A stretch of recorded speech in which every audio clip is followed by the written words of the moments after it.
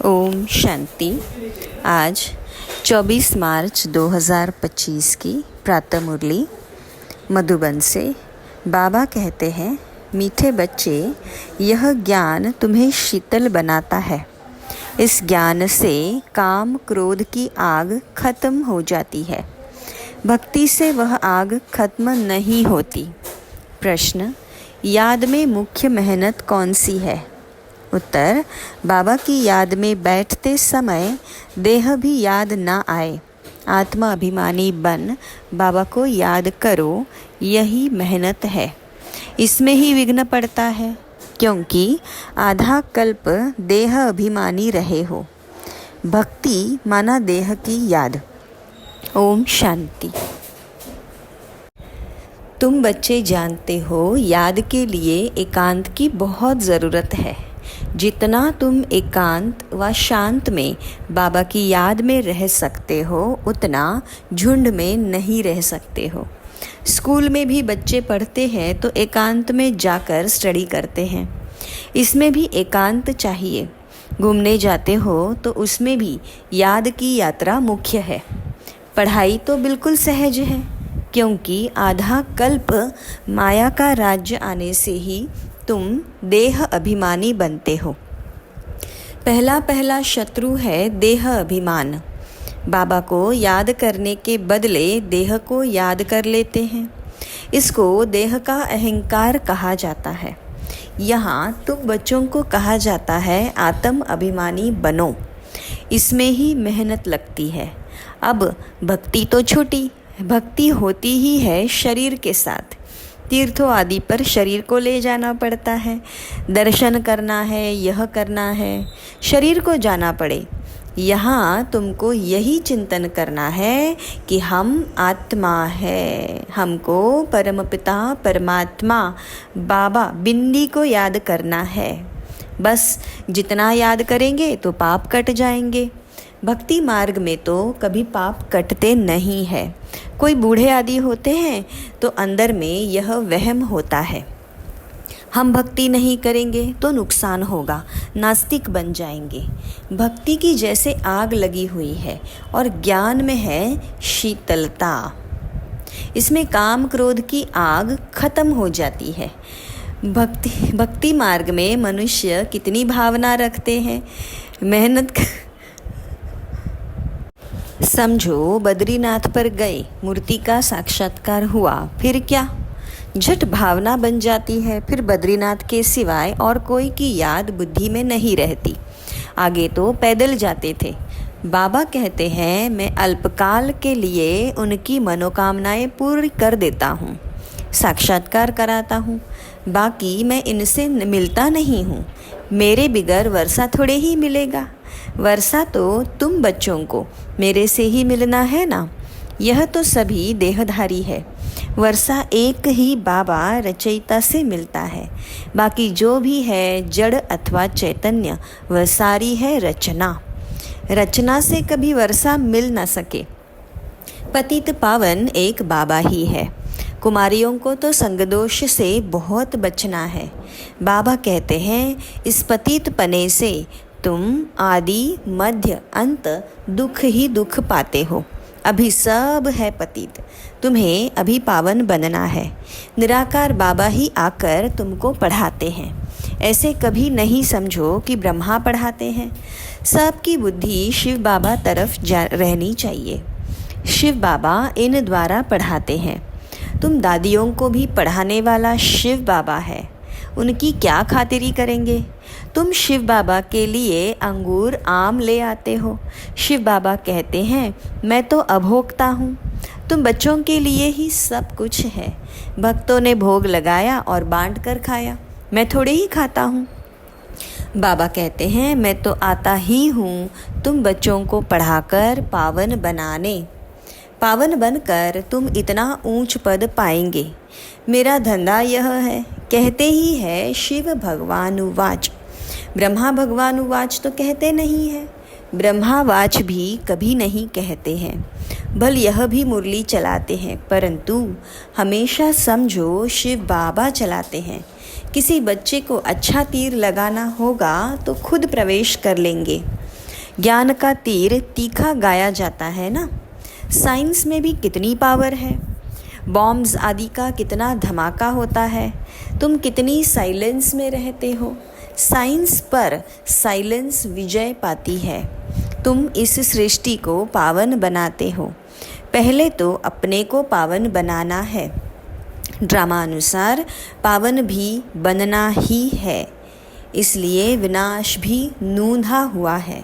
Drama को समझकर बहुत हर्षित रहना चाहिए। अभी हमको जाना है शांति धाम, अपने घर।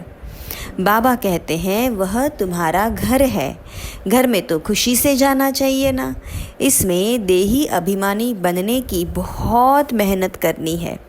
इस याद की यात्रा पर ही बाबा बहुत जोर देते हैं। इसमें ही मेहनत है। बाबा पूछते हैं चलते फिरते याद करना सहज है या एक जगह बैठकर याद करना सहज है। भक्ति मार्ग में भी कितनी माला फेरते हैं, राम राम जपते रहते हैं, फ़ायदा तो कुछ भी नहीं। बाबा तो तुम बच्चों को बिल्कुल सहज युक्ति बतलाते हैं। भोजन बनाओ, कुछ भी करो, बाबा को याद करो। भक्ति मार्ग में श्रीनाथ द्वारे भी भोग बनाते हैं। मुंह को पट्टी बांध देते हैं, ज़रा भी आवाज़ ना हो, परंतु वह है भक्ति मार्ग। तुमको तो यहाँ बाबा को याद करना है। वो लोग इतना भोग लगाते हैं, फिर वह कोई खाते थोड़े ही है। पंडे लोगों के कुटुंब होते हैं, वह खाते हैं। तुम यहाँ जानते हो, हमको शिव बाबा पढ़ाते हैं। भले शिव पुराण बनाया है, परंतु उनमें शिव पार्वती, शिव शंकर सब मिला दिया है। वह पढ़ने से कोई फ़ायदा नहीं होता है। हरेक को अपना शास्त्र पढ़ना चाहिए। भारतवासियों की है एक गीता, क्रिश्चियन का बाइबल एक होता है। देवी देवता धर्म का शास्त्र है गीता। उसमें ही नॉलेज है, नॉलेज ही पढ़ी जाती है। तुमको नॉलेज पढ़नी है। लड़ाई आदि की बातें जिन किताबों में है, उससे तुम्हारा कोई काम ही नहीं है।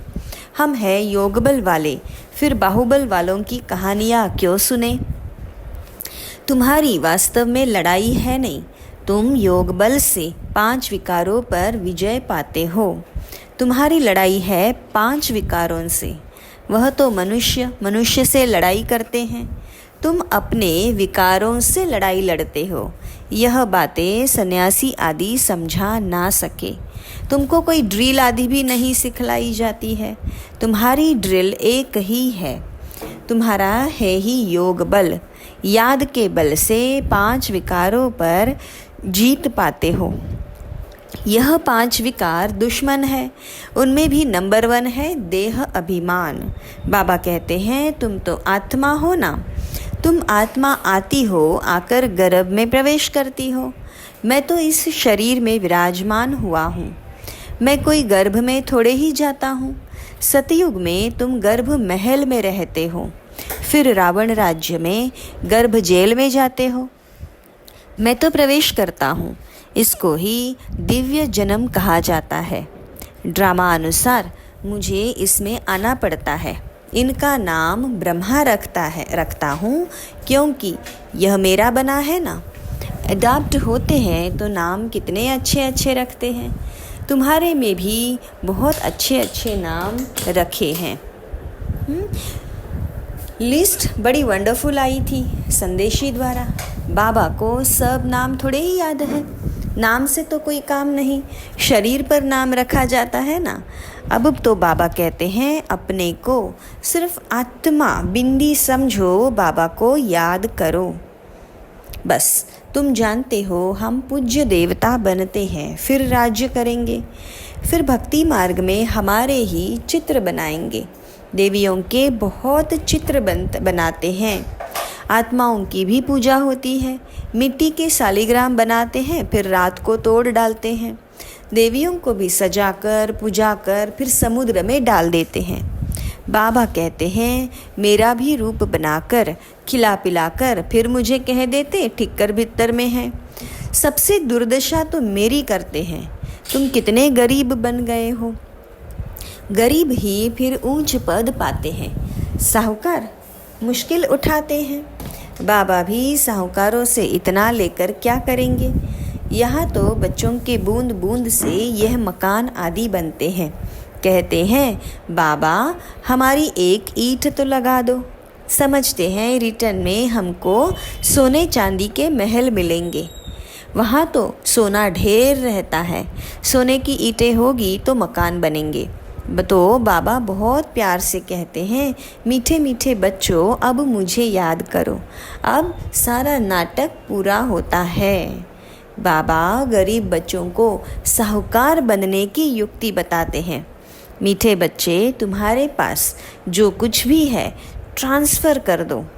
यहाँ तो कुछ भी रहना नहीं है।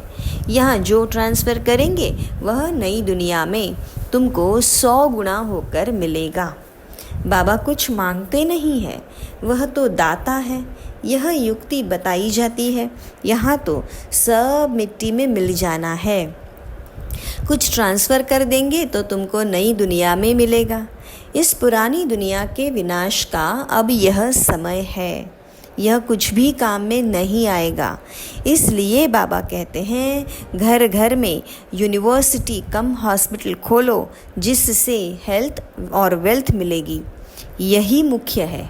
अच्छा मीठे मीठे सिकिलधे बच्चों प्रति माता पिता बाप दादा का याद प्यार और गुड मॉर्निंग। रूहानी बाबा की रूहानी बच्चों को नमस्ते। हम रूहानी बच्चों की रूहानी बाप दादा को याद प्यार गुड मॉर्निंग और नमस्ते। शुक्रिया मीठे बाबा, शुक्रिया।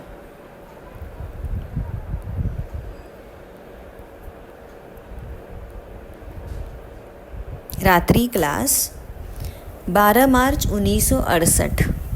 इस समय तुम गरीब साधारण माताएं पुरुषार्थ करके ऊंच पद पा लेती हो। यज्ञ में मदद आदि भी माताएं बहुत करती है। पुरुष बहुत थोड़े हैं जो मददगार बनते हैं। माताओं को वारिस बने का नशा नहीं रहता। वह बीज बोती रहती, अपना जीवन बनाती रहती। तुम्हारा ज्ञान है यथार्थ, बाकी है भक्ति। रूहानी बाबा ही आकर ज्ञान देते हैं। बाबा को समझे तो बाबा से वर्षा ज़रूर लेवे। तुमको बाबा पुरुषार्थ कराते रहते हैं, समझाते रहते हैं। टाइम वेस्ट मत करो।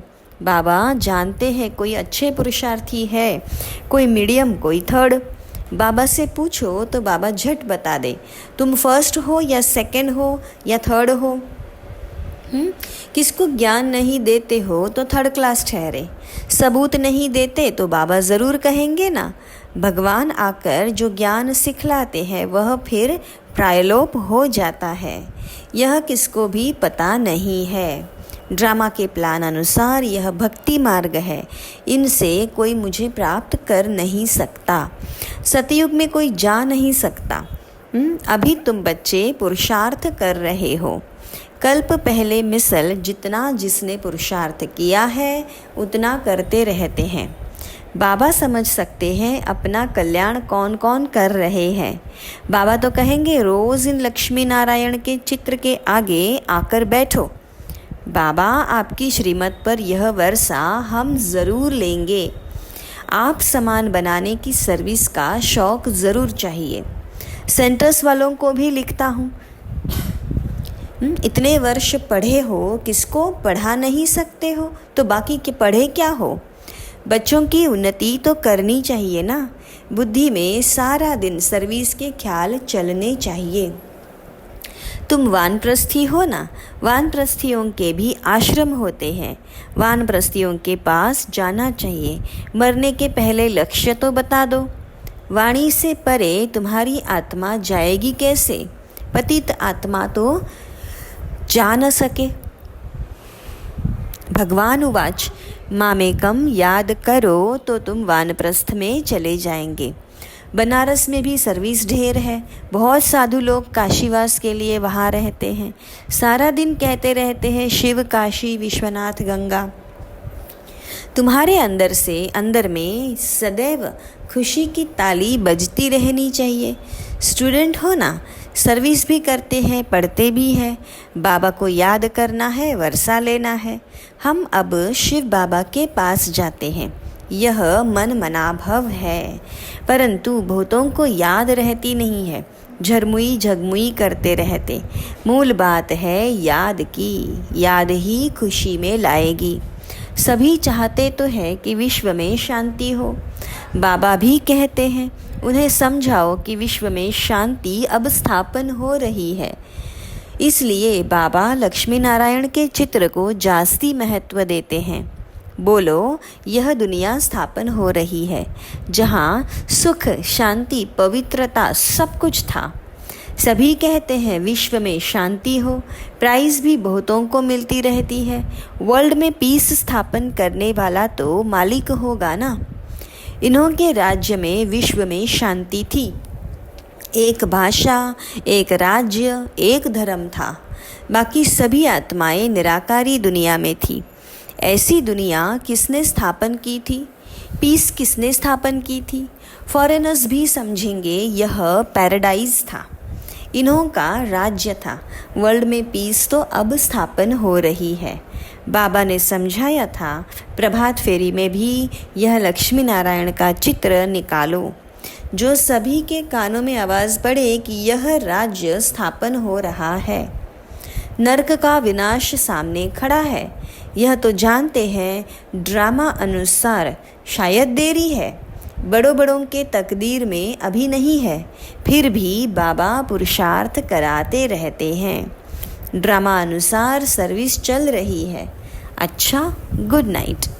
धारणा के लिए मुख्य सार, संगदोष से अपनी बहुत बहुत संभाल करनी है। कभी पतितों के संग में नहीं आना है। साइलेंस बल से इस सृष्टि को पावन बनाने की सेवा करनी है। ड्रामा को अच्छी तरह समझकर हर्षित रहना है। अपना सब कुछ नई दुनिया के लिए ट्रांसफ़र करना है। वरदान, बाबा द्वारा सफलता का तिलक प्राप्त करने वाले सदा आज्ञाकारी दिल तख्त नशीन भव। भाग्य विधाता बाबा रोज़ अमृत वेले अपने आज्ञाकारी बच्चों को सफलता का तिलक लगाते हैं।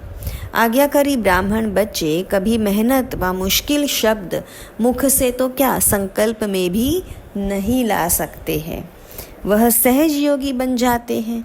इसलिए कभी भी दिल शिकस्त नहीं बनो, लेकिन सदा दिल शिकस्त दिल तख्त नशीन बनो, रहम दिल बनो। अहम भाव और वहम भाव को समाप्त करो। स्लोगन, विश्व परिवर्तन की डेट नहीं सोचो, स्वयं के परिवर्तन की घड़ी निश्चित करो। अच्छा, ओम शांति।